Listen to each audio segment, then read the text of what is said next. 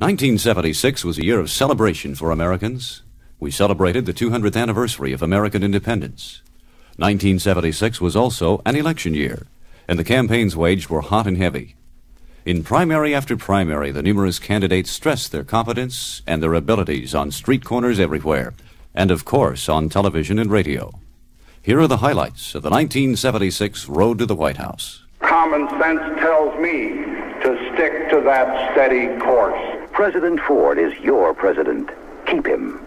I'm Scoop Jackson. Without controls, gas would be costing us $1 a gallon. So next time you say fill her up, cry a little.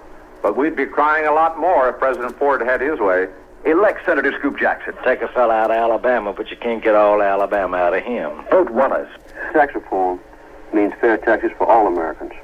If you agree with Jimmy Carter that we need tax reform now, your vote is too important to go to anyone else. Although known as the year of the primaries, the pattern for the Democrats was set early on by the first state caucuses. Alabama's Governor George Wallace won Mississippi. Puerto Rico chose no one. Too many of its caucuses had to be suspended because of fistfights.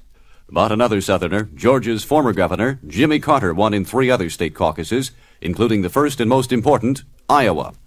Former candidate Senator Barry Goldwater spoke for many. On the Democrat side, that was a real shocker to find a Southern boy doing good out there in the Corn Belt.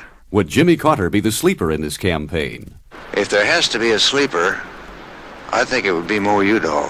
Goldwater's crystal ball began to cloud up with the first primary. Carter won in New Hampshire, but all of the candidates made victory statements. I think we'll do well, and this will certainly project me, I think, into the top 3. Arizona's Representative Morris Udall came in second. We've run strong in every part of this state in all kinds of different wards and areas, and this campaign has a wide base of support that augurs well for the contest down the road. Third, Indiana Senator Birch Bayh. You here tonight and throughout the past weeks in New Hampshire have made it possible for us to put together this campaign that's going to sweep across this country and provide the kind of leadership the people of America have a right to expect. Then Oklahoma's former Senator Fred Harris. We've been able to set the framework for the issues. Last but still optimistic, 1972 vice presidential candidate Sargent Shriver. Well, I will do well in Massachusetts. When you say, how well will I do? I'm not sure. But I'll tell you this.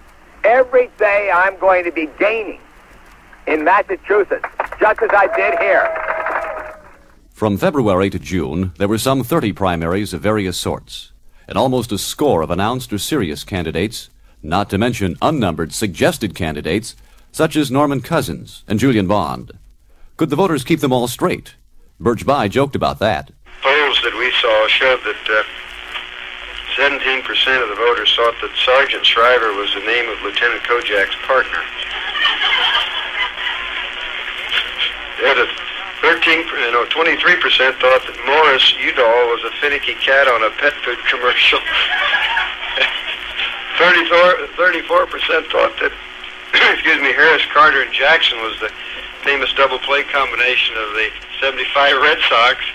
But I really laughed about that till I saw that 41% thought that Birch Bay was a fishing village in Maine. Candidates stepped in and out of the race with lightning speed. North Carolina's Terry Sanford was the first to drop out, even before the first primary. The difficulty of getting attention to the vital issues is like swimming upstream, and raising the campaign funds has been more like trying to swim the Atlantic Ocean. But the polls showed that voters were more concerned with personalities than with issues. So it was the so-called non-issues that made the news stories. Carter's mention of ethnic purity, and Rockefeller's accusing Jackson of having communists on his staff. As the rest campaigned against each other and against Presidents Herbert Hoover and Gerald Ford, only right-to-life candidate Ellen McCormick stuck to an issue, abortion, which others said was another non-issue. I don't think we can allow certain people in the country to decide what is an important issue for the rest of the people in the country. That would be a terrible dictatorship. Entered in more primaries than any of the others, Carter didn't win them all, but he consistently picked up delegates, even when he was and also ran. And he was always one of the 2 candidates, pundits told us, who would be in at the final. It was at one time or another Wallace versus Carter, Jackson versus Carter, Humphrey versus Carter. And at the end, Senator Frank Church and Governor Edmund Brown Jr. tried to slow the Carter bandwagon But a landslide Carter victory in Ohio made it all academic. Mr. Ford and Dr. Kissinger asked us to trust their leadership. Well, I find that more and more difficult to do. Henry Kissinger's recent stewardship of U.S. foreign policy has coincided precisely with the loss of United States military superiority. Despite Mr. Ford's evident decency, honor, and patriotism, he has shown neither the vision nor the leadership necessary to halt and reverse the diplomatic and military decline of the United States. Former California Governor Ronald Reagan was much harder on Ford than any of the Democrats, but early on he suggested all social programs be turned over to the states, at a cost, it was pointed out to the states, of $90 billion. He lost the first 5 primaries, and Ford aides suggested that for party unity, he withdraw. Then Reagan upset Ford in North Carolina, accusing Ford of giving away the Panama Canal. He won more states, including Texas and Nebraska. Now the challenger had more delegates than the incumbent president. Constantly on the defense against Reagan's accusations, Ford found himself number 3 in a 2-man race. Uncommitted had more delegates than he. He began to act less like a candidate and to stress presidential advantages, campaigning from the White House. It's a lot different when you're sitting here, on some occasions all by yourself, having to make a hard decision where you look at the options, the different viewpoints. It's a job that puts pressure on you alone. And you have to be able to stand up to the pressures, and it's a tougher job than I really thought it would be. The race seesawed back and forth. By the time the conventions were imminent, both Republican camps claimed more delegates than they needed for victory. Less partisan counters said neither had enough, and as if to confirm this, both candidates spent their time wooing the uncommitted. Reagan was making person-to-person calls to individual delegates, while Ford entertained many of them at the White House. Ironically, contrary to all early predictions, it looked like the Republican convention, not the Democratic, would be the bloodbath.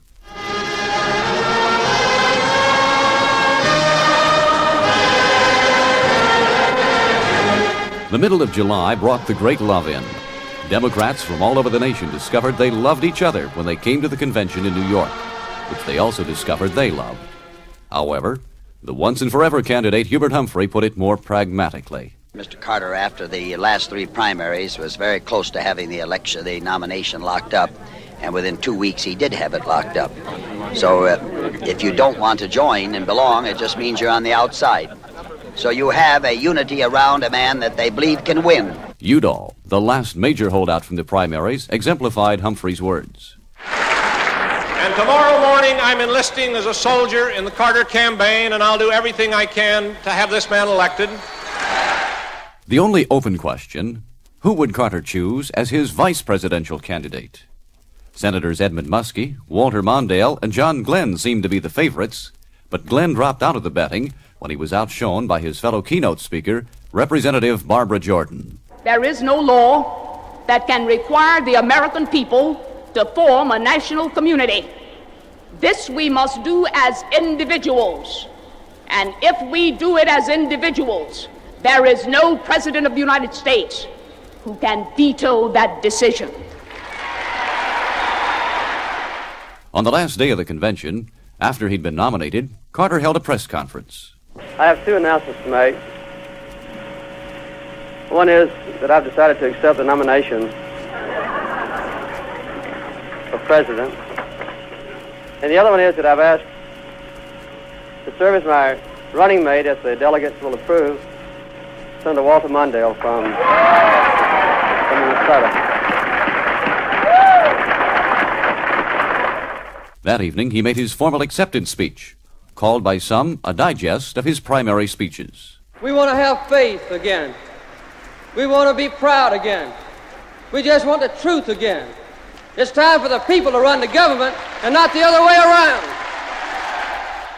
The Reverend Martin Luther King Sr. closed the proceedings. Surely, the Lord is in this place. Surely, the Lord sent Jimmy Carter to come on out and bring America back where she belongs. The Republicans didn't agree, but when they met in Kansas City, they didn't agree on anything. Both conservatives and moderates found fault with Reagan's having named liberal Senator Richard Schweiker of Pennsylvania as his running mate even before the convention began. Reagan did a lot of explaining. When I saw the possibility of winning a nomination, but not being able to win an election because the Northeast of America felt that it was somehow different as a Republican Party from the rest of the country, I decided we had to do something to find out that we were together and go forward together. New York Senator James Buckley had another solution. I would make a decision to allow my name to be placed in nomination, hoping to free up the convention so that the outcome will represent the free, mature judgment of a majority of the delegates in Kansas City. By day one of the convention, he'd changed his mind. Perhaps the only non-controversial candidate was Alf Landon, FDR's opponent in 1936. If we are going to fill our responsibilities to the American people in presenting clearly and squarely the momentous issues confronting us, we've got to get busy. And busy the delegates were.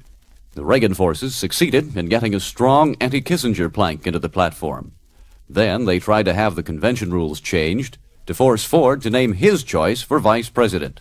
Said one pro-Reaganite, "It has been said that one candidate has made a mistake. Perhaps that is so.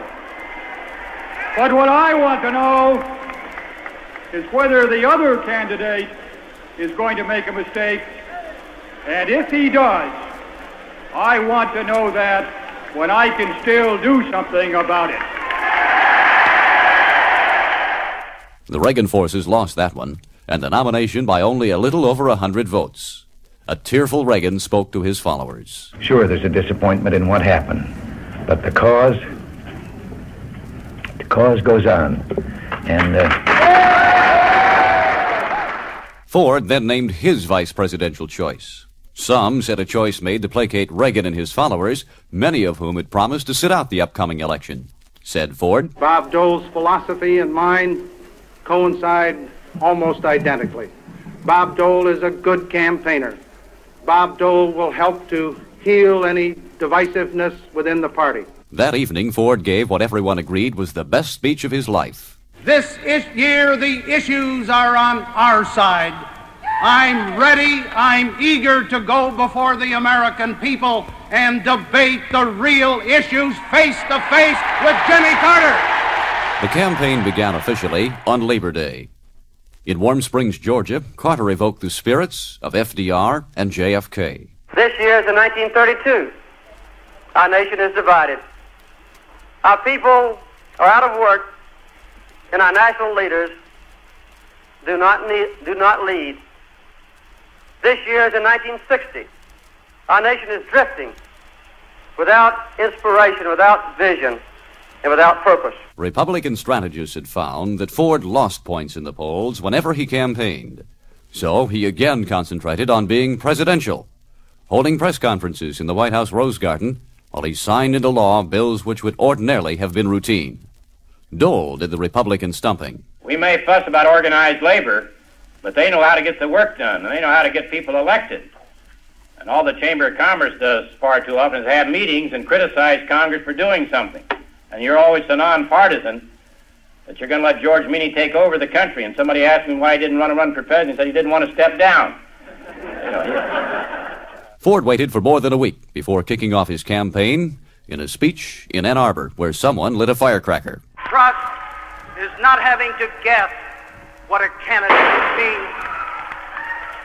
Trust is leveling with the people before the election about what you're going to do after the election. Trust is not being all things to all people, but being the same thing to all people. Following the conventions had come conventional wisdom. This told us Carter, 33% ahead of Ford in a Gallup poll taken between conventions, was a shoo-in. Carter had left New York with a united party. It seems Ford could never unite the fragmented Republicans. As usual, conventional wisdom ignored Murphy's first law. If anything can go wrong, it will. And it did. Republicans, including many conservatives who had supported Reagan, grudgingly united to support Ford. Meanwhile, the Democrats seemed to wage two separate but unequal campaigns. One of these was tightly controlled in Atlanta and seemed to have little to do with that being waged by Democratic organizations around the country. According to one observer, Democratic pros began to speak of Atlanta as though it were a four-letter word. Each day, Ford's rating in the polls and the number of voters who declared they were undecided began to rise with unbelievable rapidity. Then came the debates, sponsored by the League of Women Voters. The most remarkable feature of the first debate sounded like this. For 27 minutes, there was silence, until it was discovered that a 25-cent electronic component, a capacitor, had failed. For 27 minutes, the two candidates stood on camera, neither speaking, neither relaxing. Someone said, had either of them cracked a joke and relieved the tension, he would have won the election on the spot. Neither did. The result, according to pollster Evans Witt. Essentially, the poll found that as far as who won, Ford and Carter ended up in a dead heat. The second debate was on foreign affairs. Ford made headlines when he said there's no Soviet domination of Eastern Europe. Panelist Max Frankel questioned him, but Ford interrupted. I don't believe, Mr. Frankel, that the Yugoslavians consider themselves dominated by the Soviet Union. I don't believe that the Romanians consider themselves dominated by the Soviet Union. I don't believe that the Poles consider themselves dominated by the Soviet Union. Each of those countries is independent, autonomous. It has its own territorial integrity. And the United States does not concede that those countries are under the domination of the Soviet Union. Ford never did quite explain that one away. Then came the debate between the vice presidential candidates. Dole, already controversial because of his acid style of campaigning, became even more controversial after his opponent mentioned Watergate. It is an appropriate topic, I guess, but it's not a very good issue any more than the war in Vietnam would be, or World War II, or World War I, or the war in Korea. All Democrat wars, all in this century. I figured up the other day, if we added up the killed and wounded in Democrat wars in this century, it'd be about 1.6 million Americans, enough to fill the city of Detroit. Mondale, who along with Betty Ford seemed to be winning the popularity campaign, took the high road. I think Senator Dole has richly earned his reputation as a hatchet man tonight by implying and stating that World War II and the Korean War were democratic wars. Does he really mean to suggest to the American people that there was a partisan difference over our involvement in the war to fight Nazi Germany?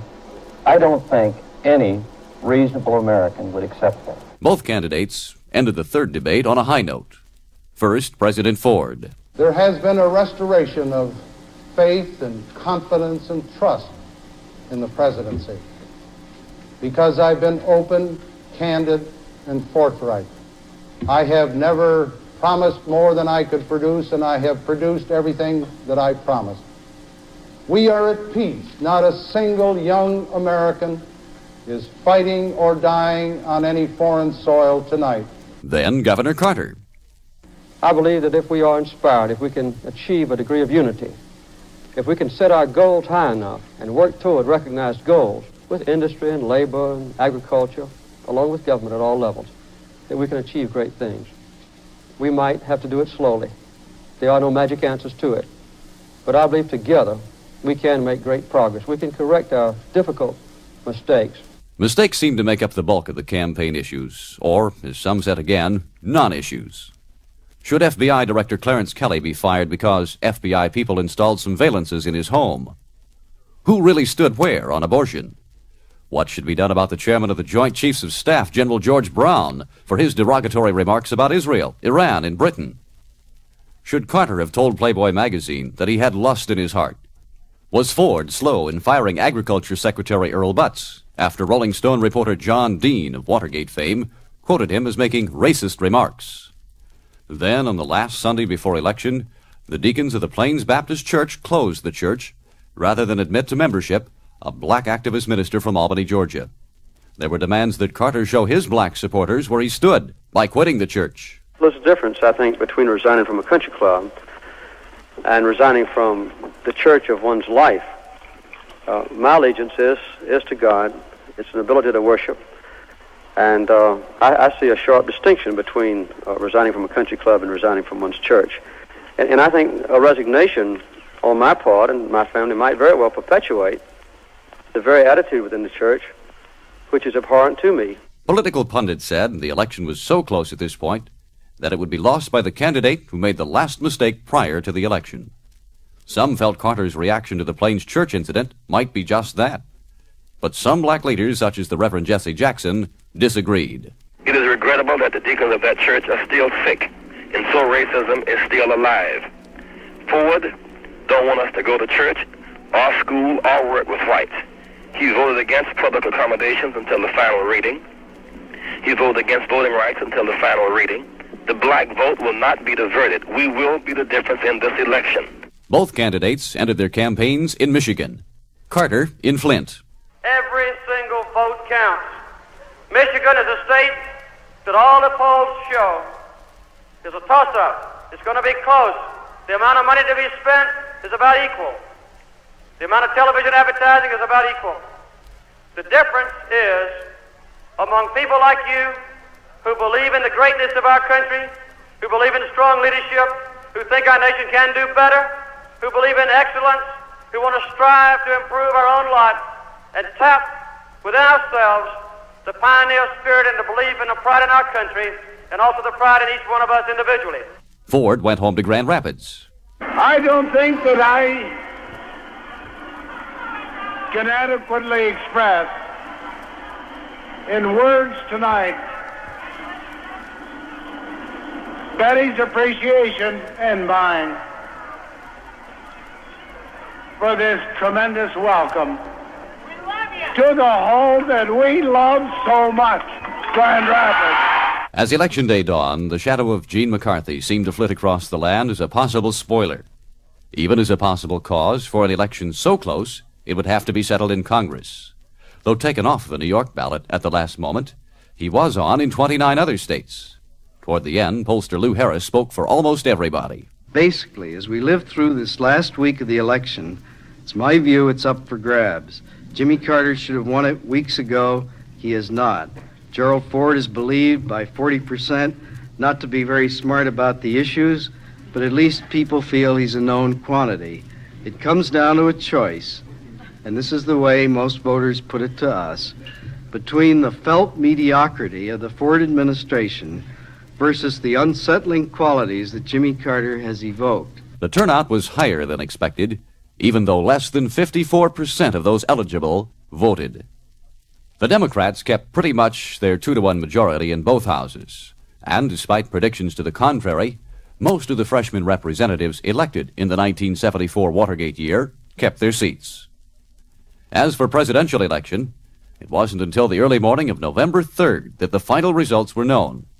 And it wasn't until that afternoon that President Ford appeared before the media. I do want to express on a personal basis my appreciation and that of my family for the friendship that all of us have had. And after Betty reads the statement that was sent to Governor Carter by me, I think all of us, Betty, the children, and myself would like to just come down and shake hands and express our appreciation personally. A very controlled Betty Ford spoke for her husband, who had literally worn out his voice campaigning. Dear Jimmy, it is apparent now that you have won our long and intense struggle for presidency. I congratulate you on your victory. As one who has been honored to serve the people of this great land, both in Congress and as president, I believe that we must now put divisions of the campaign behind us and unite the country once again in the common pursuit of peace and prosperity. The race had been tight. The switch of some 9,000 votes in Ohio and Hawaii would have elected Ford. But with 51% of the popular vote, Carter had won a majority, something neither Kennedy in 1960 nor Nixon in 1968 had been able to do. It was an election that will be long discussed. Except for Texas and Hawaii, Ford won every state west of the Missouri River. Except for Virginia, Carter won all of what Ford called the Cotton South. But there, Ford had carried the white vote 55 to 45. So it was the Southern black vote that helped elect the first Southern white since 1848 to the presidency. In those Northeast states where Carter won, both big labor and the black vote took credit. But in financially troubled New York City, Mayor Abraham Beame held up the famous New York Daily News headline, "Ford to City, Drop Dead."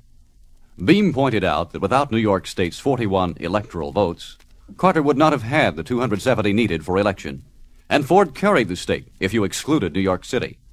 There, Carter's plurality made the difference. Thus ended one of the most unusual elections in American history. The future was to be found in Plains, Georgia, at a long unused railroad depot, at sunup November 3rd, where a crowd of some 400 had stayed up all night to greet the president-elect. All of us will be proud that we were up all night last night, and we meet here with the sun rising in the east.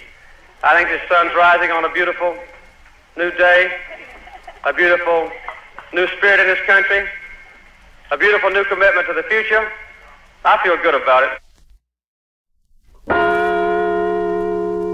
That's the sound of the new Liberty Bell, an exact replica of the original Liberty Bell now broken beyond use. It's ringing in the Bicentennial of the Declaration of Independence, the 200th birthday of the United States, the year 1976. A year made up of more, however, than just celebration. It was a year of many natural disasters, and it seemed an inordinate number of human casualties in a world said to be at peace.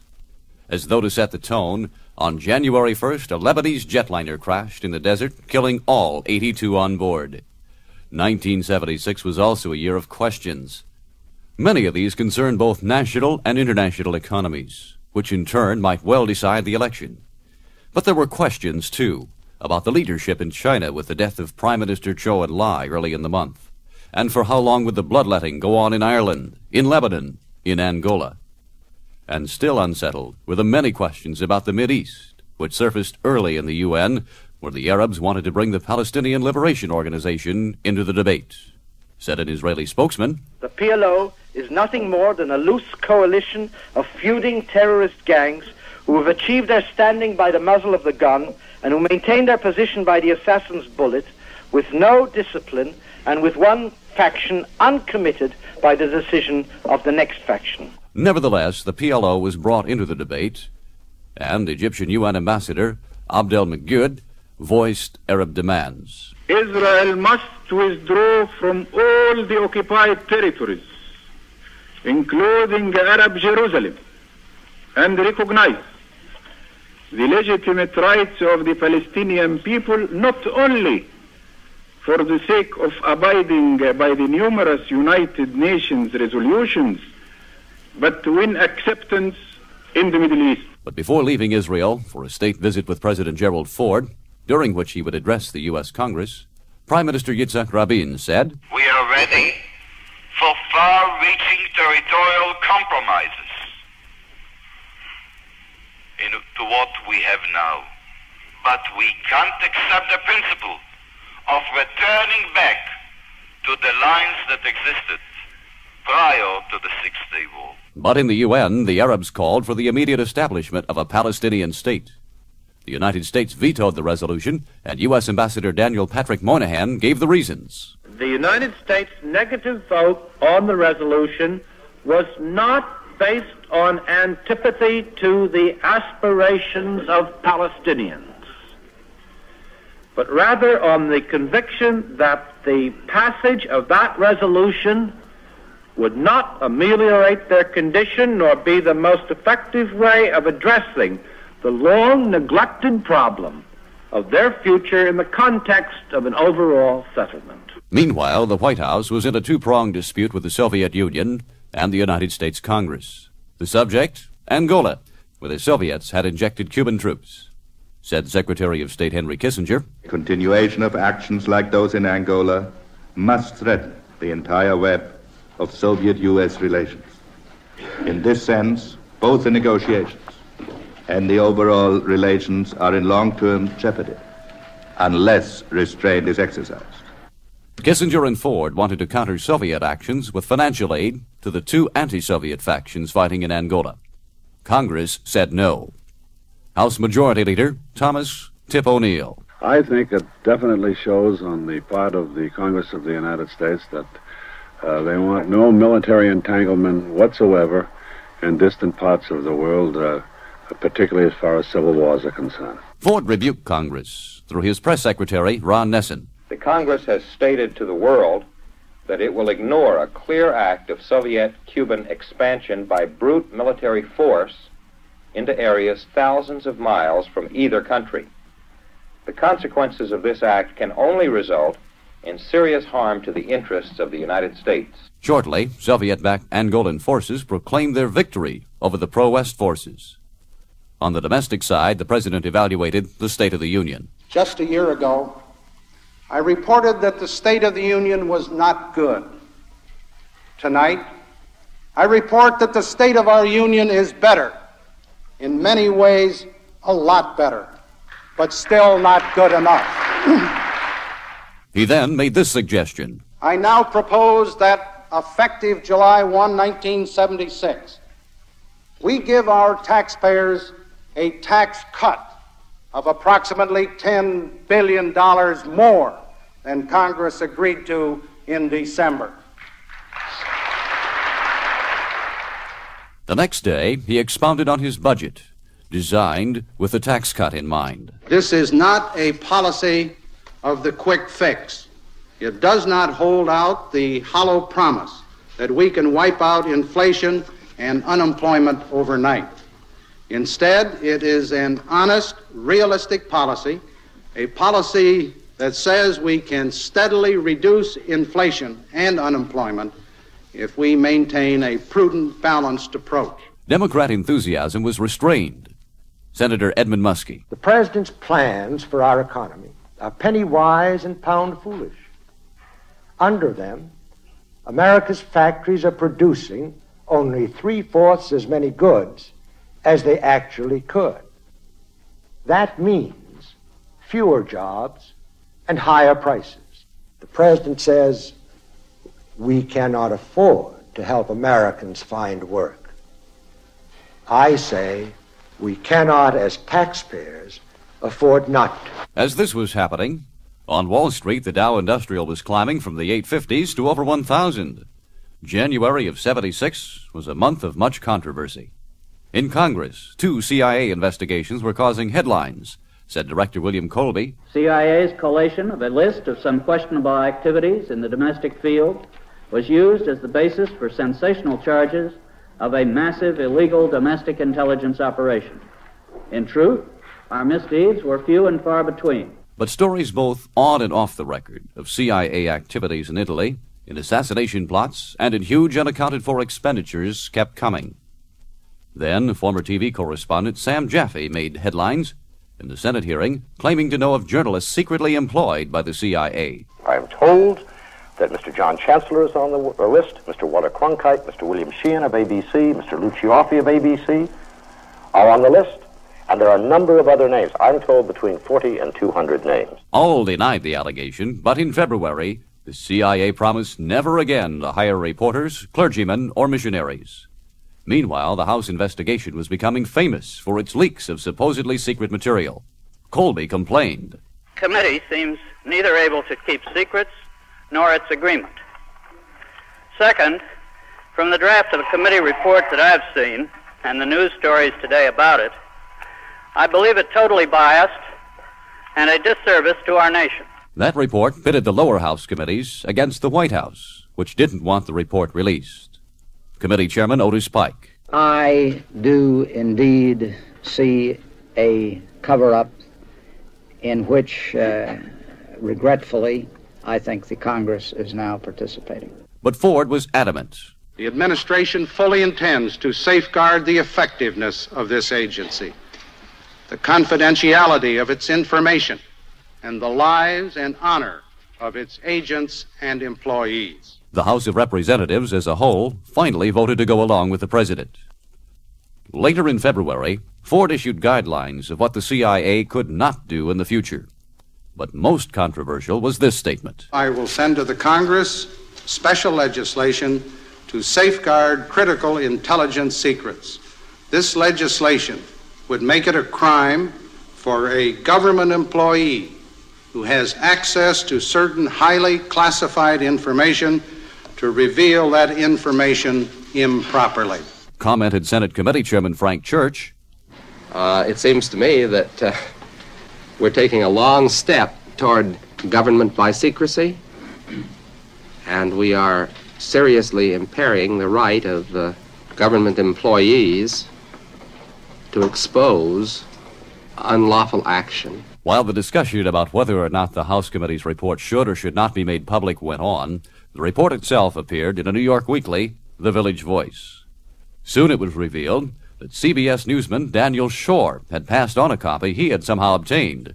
Quickly, a CBS spokesperson had an announcement to make. In respect of his subsequent actions in arranging for publication of the report, Mr. Shore acted as an individual and, he states, as a matter of individual conscience. In order, however, not to prejudice the important principles involved in the acquisition and reporting on the report, we shall postpone further CBS News action relating to Mr. Shore until all government proceedings have been resolved. The government proceeding was to institute an investigation of the leak and threatened to call Shore as a witness. It was pointed out that if Shore did not reveal his source, he could be held in contempt of Congress. Shore's reaction? It seemed to one reporter that paradoxically, to not publish would have been an act of contempt for our constitutional process. To publish, and it makes no difference where, was a recognition of our separate roles. It was the normal and the natural thing to do as a journalist. There were other names in the news: the death of writer Agatha Christie, and singer Paul Robeson, actor Lee J. Cobb, entertainer Eddie Dolling, humorist Frank Sullivan and H. Allen Smith, and singer Lily Pons. An estimated 23,000 were killed when an earthquake hit Guatemala, injuring more than 75,000 and leaving about 1.5 million homeless.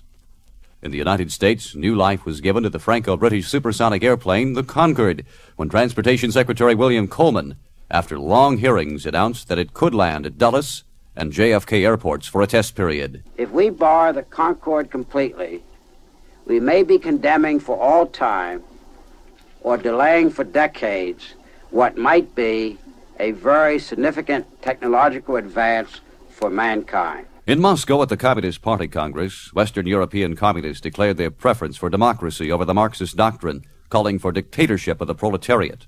Also, Portugal decided to become a democracy and hold free elections. February and the beginning of March also saw leadership changes. After charges and denials that the State Department was not supporting his Get Tough policy at the UN, Ambassador Moynihan resigned. I resigned reluctantly and with a divided heart to return to teaching at Harvard, having spent 13 of the last 19 years in government and realizing that if I were to give up that post, I probably would never return to teaching, which is my profession. He was replaced by former Pennsylvania Governor William Scranton. I think we're on the upbend in the United Nations, primarily due to the policy of the President and the Secretary and the activity of Ambassador Moynihan, and I'm proud and happy to be his successor and be the delegate from the President of the United States. In the Senate, Majority Leader Mike Mansfield resigned and said, "My wife and I just thought it was time to step aside and let others take our place." In London, Prime Minister Harold Wilson said he too was stepping down. Many things within the economy are now improving, as in my statement, even the moderation in the rise in the rate of unemployment. And furthermore, the anti-counter-inflation policy is fully accepted by the country, and I do not want to interfere by a leadership election with the vitally important negotiations which will start on the budget and will be continuous right through to the summer. Those are the reasons. And in Argentina, a junta took over after arresting President Isabel Perón on corruption charges. But from Moscow came this.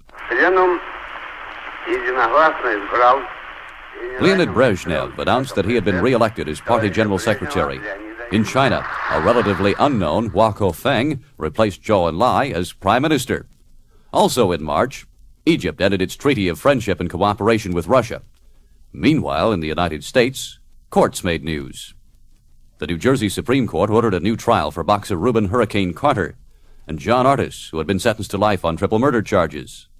The county prosecutor was accused of having withheld evidence in the first trial. Carter maintained his innocence. What you are seeing is a person who has been raped of his freedom for 9.5 years. What you're seeing is a person who has become blind in this penitentiary for the lack of proper medical attention. What you're seeing is a person who has been without his wife and daughter for 9.5 years for crimes that he did not, would not, and could not commit. On the West Coast, newspaper heiress and kidnapped victim Patty Hearst was found guilty of bank robbery. Her lawyer claimed that if she'd been anyone else, she would not even have gone to trial. Prosecutor James Browning disagreed and said of the Hearst family, I have nothing but sympathy for them. I have children of my own. I think that Tricia Hearst can still straighten her life out. I hope she does so. Defense attorney F. Lee Bailey maintained Patty Hearst's innocence on the basis that her kidnappers had brainwashed her. If the process of coercive persuasion is exercised, there is no way to resist it, and the inevitable result is to cut off all communications with the past. In this case, as to Patty, that meant family and friends. It's an inability to communicate because of a combination of shame, fear, and other things that are induced by the process. 9 days after her federal conviction, Patty Hearst was arraigned on state charges of kidnapping, robbery, and assault. And as March ended, so did the case concerning Karen Ann Quinlan, who had been in a coma for almost a year. The New Jersey court granted her parents' request to remove the respirator it was thought was keeping her alive. First, however, doctors would have to state that there was no hope for her recovery. Her parents' reactions? I broke down and cried. I cried. The very first thing we're going to have to do is consult the doctors and have a medical conference with the doctors in the hospital. We haven't gotten to that step yet, but we'll be discussing that in the next few days. Karen Ann Quinlan's death with dignity was expected to come soon. March did see the deaths of fighter Slapsy Maxie Rosenblum and Representative Wright Patman. In April, those of longtime radio star Mary Margaret McBride and right-winger Gerald K. Smith. In Britain, they buried Field Marshal Viscount Montgomery and remembered were his famous words when he went to Africa to battle Germany's legendary Rommel. I have ordered that all plans and instructions dealing with further withdrawal are to be burnt, and at once. We will stand and fight here. If we can't stay here alive, then let us stay here dead. Also, early in April, from Houston, Texas, came this. Today at 1:27 p.m., en route from Acapulco to Houston by air, Mr. Howard R. Hughes expired. Mr. Hughes was en route to the Methodist Hospital for medical treatment. Hughes was reputed to be the richest man in the world, and there was amazement that no sign of a will could be found. A 90-city search for one was instituted. But on the labor front, this. We want our union to do something to get back the money we've lost. We want the union to do something to get us a decent raise. We have to have a cost of living clause with no cap, and we must have sick days. We're the only human beings in the country who don't get sick. So spoke one of the Teamsters who went on strike. The strike lasted only 3 days. Abroad, there were reports of rioting in China. Socialists won the Portuguese elections, although they did not have a majority. And in Britain, James Callaghan replaced Harold Wilson as Prime Minister. There can be no lasting improvement in your living standards until we can achieve it without going deeper and deeper into debt as a nation. Well, that sounds a gloomy start, but it isn't all gloomy. Britain's a country which can have a great future. The tasks are formidable, but if we tackle them with energy and with determination and with optimism, we can overcome them. The much-discussed book of Richard Nixon's last weeks in the White House, The Final Days by Bob Woodward and Carl Bernstein of Watergate fame, was finally published in full after many excerpts had been made public. Question: was the book accurate? Said one witness, It appears from what I've heard, and I haven't read it, that it's reasonably accurate. Not everyone agreed with Ford, however, as the book jumped onto the bestseller list. Ladies made news in April, too, when Barbara Walters went from NBC to ABC on a reported $1 million contract.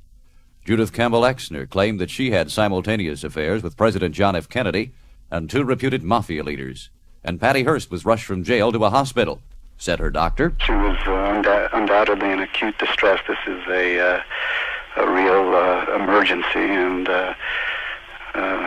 anyone who's ever had a collapsed lung could certainly tell you that they know something big has happened to them. President Ford made health news of a different kind. This program will offer every American the opportunity to be inoculated against a swine-type influenza virus.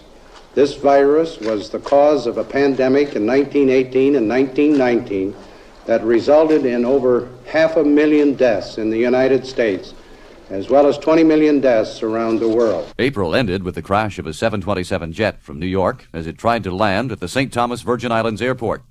37 of its 88 passengers were killed, said a witness.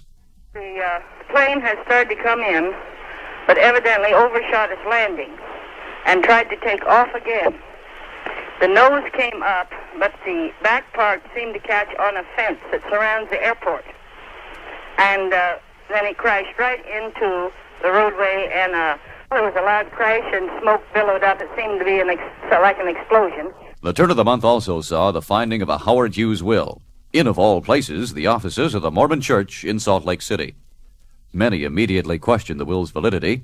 One of these, probate investigator W.A. Jones. Because of the very mysterious circumstances in which this will did appear on the horizon, and no one has volunteered to say who put the will there and who was holding the will, and that alone throws a cloud over it, because wills are usually kept in personal papers of a person's valuable things, you see. That's just the beginning. And there were other points. Besides leaving 1/16 of his estate to the Mormon Church, Hughes gave away assets he didn't own in a handwriting that aroused the suspicion of handwriting experts. Finally, named in the will was a gas station owner, Melvin Dumar, who supposedly met Hughes one time. Dumar, who had once been tried for forgery, disappeared, then held a press conference. First, I was quite shocked. I didn't believe it. In fact, I still don't believe it. The last few days has been literally a nightmare for me. Just all the heckling and the news reporters,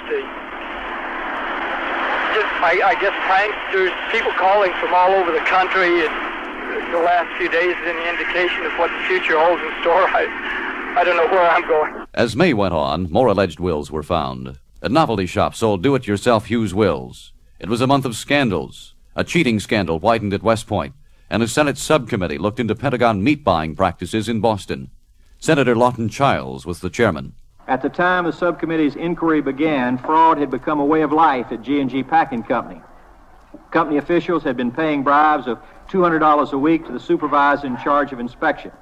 The senior sergeant in charge of the entire Boston branch had been receiving up to $400 a month in payoffs. No housewife is going to pay $4 a pound for frozen top sirloin butt, and I doubt if housewives will pay $1.60 a pound for stew meat or $1.40 for ground beef. But these are the prices that Uncle Sam paid for millions of pounds of meat products within the past year. And in May, much was happening around the world. In Italy, the government fell, mandating new elections in which it was feared the Communist Party might be the winner. In the Philippines, 6 Muslim separatists hijacked a jet. 3 of them and 10 of their hostages were killed when troops attacked the plane. In the Middle East, Syria agreed to extend the United Nations Observer Force on the Golan Heights, and Africa had been moved to the front burner. In a controversial trip there, Kissinger had said, "The future of Africa must be shaped by Africans. I'm not here to line up one group of African nations or one group of African movements against another. We believe that the problems of Africa and the aspirations of Africa can best be achieved through the unity of African nations and African movements." He also urged Rhodesia to institute majority rule. At home on the campaign trail, Ford backed him up. We're trying to end the radicalism which has developed in South Africa since the Soviet Union and Cuba took over Angola. And the way to do that is to convince the independent states in South Africa that there should be no outside power controlling that part of that continent. And at the same time, we have to believe, because it's historically the right thing in this country and what we've believed in, of majority rule with the absolute protection of minority rights. Forbidden by local actions from using a New York airport, the supersonic jet Concorde began landing at Dulles outside of Washington. First, it brought over French President Giscard d'Estaing. Then, a week later, the British and French began a regular schedule of 5 round trips a week. Finally, the Soviet and the United States signed another nuclear treaty. Although he had delayed the signing until after the Michigan primary election, President and candidate Ford defended that treaty. The new treaty, together with the Threshold Test Ban Treaty, will govern the conduct of every underground nuclear explosion for military or peaceful purposes for both parties.